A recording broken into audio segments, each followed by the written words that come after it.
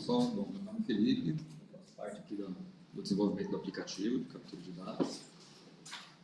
Bom, qual que é o nosso objetivo aqui, né? Então, é realizar coleta de dados de sensores, por enquanto em dispositivos móveis celulares, Android, e o nosso foco principal aqui está na qualidade dos dados coletados, né? Lembrando que o aplicativo ele é executado em um celular e ele compete aí com todos os outros aplicativos e processos que estão sendo executados em background também.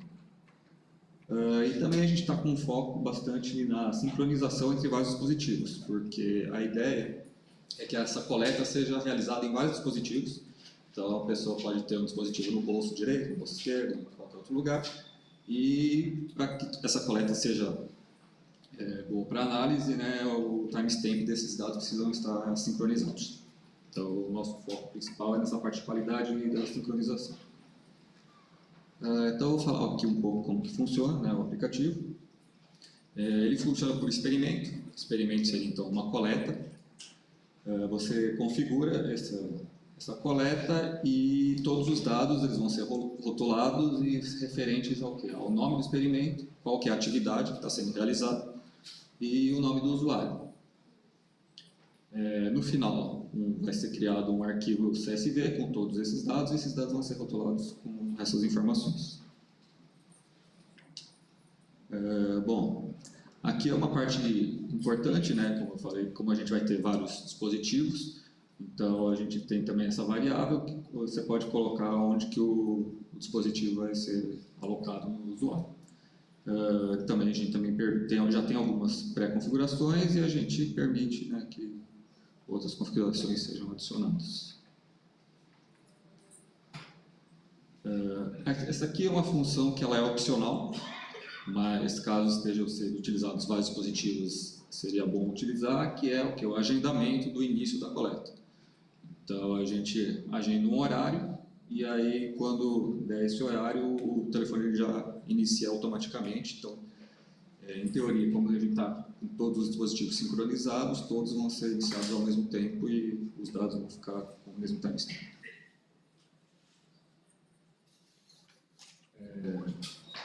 Bom, aqui é a parte dos sensores, né? Você pode selecionar qual sensor você vai utilizar na coleta e todos os sensores funcionam independentemente. Então, cada sensor pode ter a sua própria frequência, caso seja desejado. Já possui algumas frequências pré-configuradas e também a gente permite a adição de uma nova frequência, desde que esteja na faixa de 1 a 200 Hz.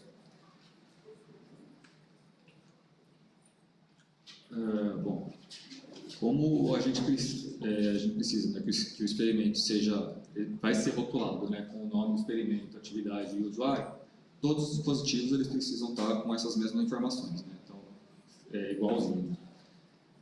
Então, para agilizar, né, essa parte de configuração e também diminuir a parte de erros, né, na parte dessa configuração, a gente implementou essa função que quando a gente configura um dispositivo, a gente pode salvar essa configuração no servidor e aí todos os outros dispositivos eles carregam essa mesma configuração e a gente diminui a parte de erro, né, também.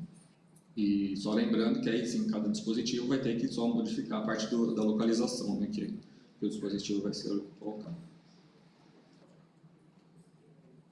Bom, a parte aqui da sincronização, então como funciona, né?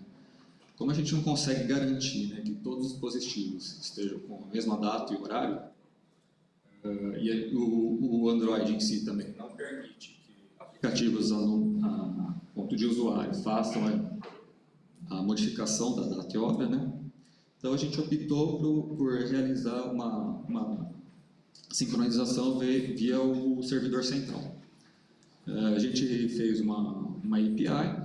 Então, todos os aplicativos eles fazem uma requisição GET para o servidor e eles recebem o horário atual daquele servidor.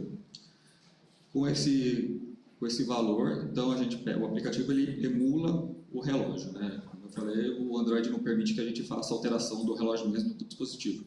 Então a gente precisa emular esse relógio do aplicativo. Desse jeito, então, para ter uma melhor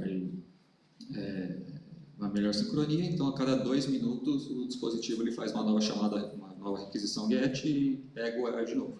E aí, se precisar, ele faz o ajuste desse horário. Então, aí todas as funções que o aplicativo utiliza na parte de horário, eles vão ser referentes a esse horário do servidor. Caso o servidor não esteja disponível, né, aí ele vai utilizar o horário do celular mesmo, mas aí a gente não consegue garantir uma sincronização tão boa, né, entre os dispositivos. E aqui na telinha inicial a gente também mostra qual que é o horário que está do servidor. Bom, aí como eu falei, no final os dados são rotulados com aquelas informações e é criado um arquivo CSV com todas essas informações, né? Esse arquivo ele pode ser enviado depois para o servidor, que vai fazer o pós-processamento dos dados, e ele também pode ser enviado via qualquer aplicativo que faça compartilhamento de dados pela API do Android, né? E também a gente tem, no final da coleta, tem uma telinha com algumas estatísticas. Isso é importante até para o usuário ver, né, como que foi mais ou menos a coleta, e ele não precisa abrir o arquivo CSV, ver todos os dados e ver se aquela coleta foi suficiente, né? Então a gente tem algumas informações, como quantos dados foram coletados, quantos foram descartados. Aqui, dados descartados pode ser algum dado que veio com timestamp zerado, algum problema assim, ou algum dos dados, por exemplo, do acelerômetro, que tem 3 dados, né, x, y e z, ele veio com algum dado zerado, então a gente considera esse dado descartado. Esse dado é descartado, mas ele continua no CSV, ele só fica sinalizado lá com uma flag de inválido, mas ele continua lá para posterior análise, né?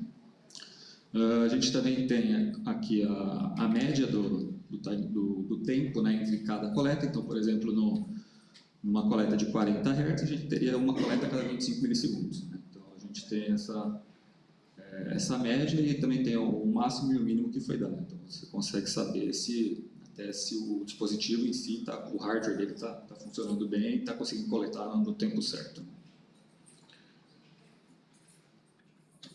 E por fim, a gente tem também a gravação, permite a gravação, né, de fazer um vídeo, que também é importante para, quando você faz o experimento, saber o que exatamente a pessoa está fazendo em cada tempo. Então, por exemplo, depois para análise, se você tem, por exemplo, um pico, né, em algum dos sensores, você consegue saber exatamente no vídeo, naquele horário, por que teve esse pico, o que a pessoa estava fazendo, o que aconteceu. Bom, aqui eu tenho uma pequena demonstração. Acho que não vai rodar aqui.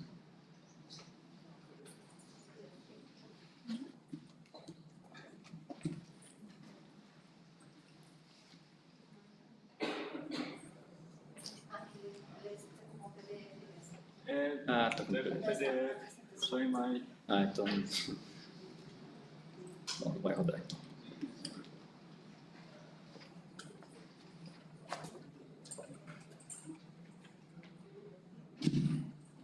Bom, pessoal, eu vou falar para vocês, mostrar um pouco aqui do que acontece após essa coleta dos dados que o Felipe demonstrou, né? Conforme ele pontuou, esses dispositivos eles não estão conectados entre eles, então, antes de coletar esses dados e distribuir para o usuário final, a gente precisa copiar eles para um lugar em comum, fazer o tratamento, a verificação desses dados, para aí sim entregar com qualidade para o usuário final. E a gente faz isso em 2 passos, né? O primeiro passo a gente consegue ver aqui na imagem, a gente conecta esses dispositivos em uma rede local restrita, onde a gente só tem um roteador e um servidor local. Nesse servidor local a gente roda uma solução que nós desenvolvemos, que ela tem um pipeline de processamento desses dados para fazer o agrupamento, o tratamento, a verificação, e também tem uma interface gráfica onde o operador ali da coleta consegue visualizar se esses dados foram transferidos realmente, se eles visualizar o vídeo para ver se a coleta foi filmada corretamente, se ele tem ali a qualidade esperada. E dado essa verificação, a gente faz finalmente a transferência aqui para o segundo passo, onde esses arquivos vão ser disponibilizados para os usuários finais, quem for utilizar esses dados para análise e as pesquisas. Então aqui é uma amostra de como é o nosso aplicativo aqui rodando no servidor local. Aqui a gente tem uma amostra dos arquivos sendo agrupados por experimentos, né? Então a gente vê aqui que foram executados 3 experimentos. O primeiro todos chamados testes e com identificação do usuário apenas diferentes, user 3, 2 e 1. A gente tem também a quantidade de arquivos que foram enviados para o servidor e a data dessa coleta. E também quando a gente recebe o vídeo da coleta nesse servidor, a gente libera esse botão do Watch, que leva para outra página, onde é possível assistir ao vídeo de toda a execução da tarefa, né, da atividade, e já com os sensores sincronizados. Então aqui já tem uma visualização do sensor de acelerômetro da mão direita sendo exibido conforme o usuário vai fazendo a atividade, e aqui a lista dos sensores nas localizações do corpo. Então isso aqui já dá uma pré-visualização aqui de como que foi essa coleta, como que estão esses dados, e até o voluntário dessa coleta pode assistir e dar o consentimento para compartilhamento ou não desses dados.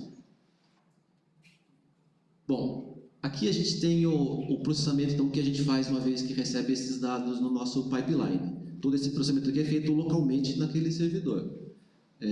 A gente recebe o CSV do dispositivo, lembrando que cada dispositivo se remete a uma localização no corpo, e também o CSV referente aos metadados do vídeo, que foram usados na filmagem.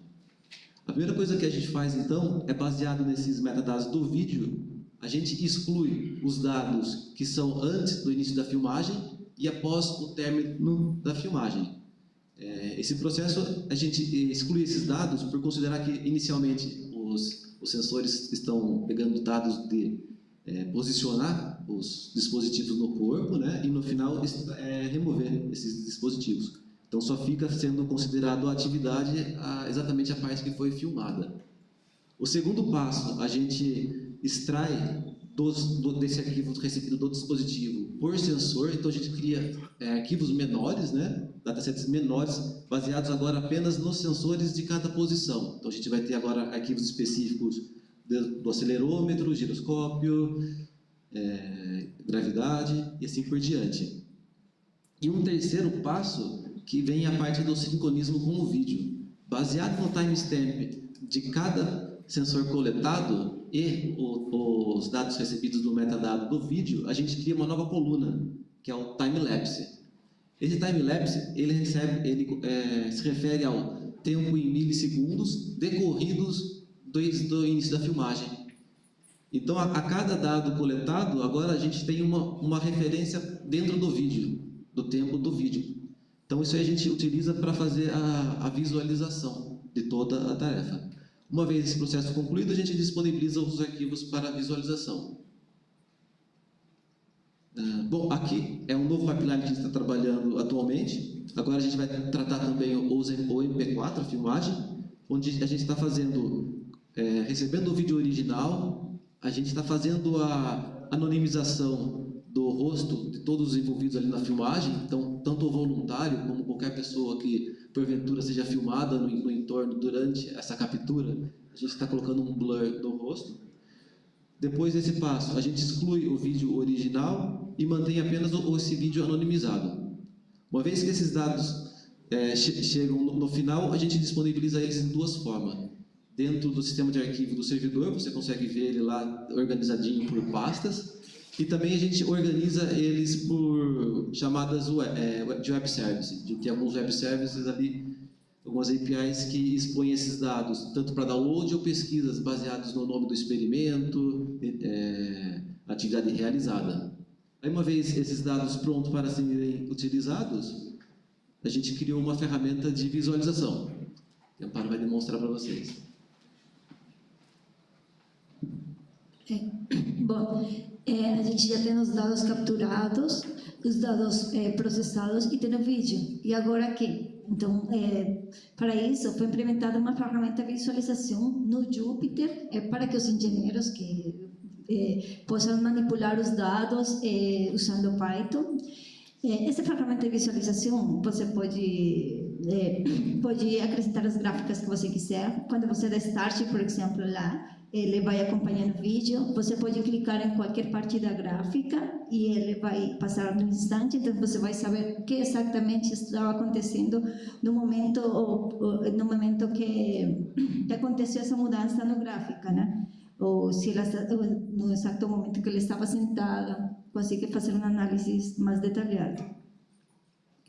E aí, bom, esse era outro exemplo, era um vídeo, mas como está em PDF, não se vai poder conseguir visualizar, mas representa mesmo. Então, por exemplo, aqui a pessoa estaria sentada, nessa parte ela estaria correndo, e assim, então a ideia é conseguir visualizar paralelamente tanto o vídeo como as gráficas. E a fazer de uma forma bem didática possível, onde o pessoal use o menos código possível. Então, com essas linhas de código, você já consegue implementar essa ferramenta. Então, ele é bem modular, essa é a ideia. Bom, como trabalhos futuros, a gente pretende, neste semestre, fazer a coleta do dataset no ambiente controlado. Esse dataset é diferente dos montes de datasets que a gente pesquisou, que o pessoal da Meta 4 pesquisou, porque ele, como vocês falaram, ele tem, como o Felipe Solo falou, ele tem muito detalhe e o pessoal está fazendo uma análise muito detalhada nos dados como tal. E aí, por exemplo, tem coisas que a gente não consegue ver nos datasets públicos. Onde foi que estava localizado o celular, por exemplo. Coisas como essas. Então, a ideia é isso. Depois, é fazer a coleta do dataset no ambiente não controlado e fazer a avaliação dos dados capturados usando a ferramenta de visualização. Obrigada.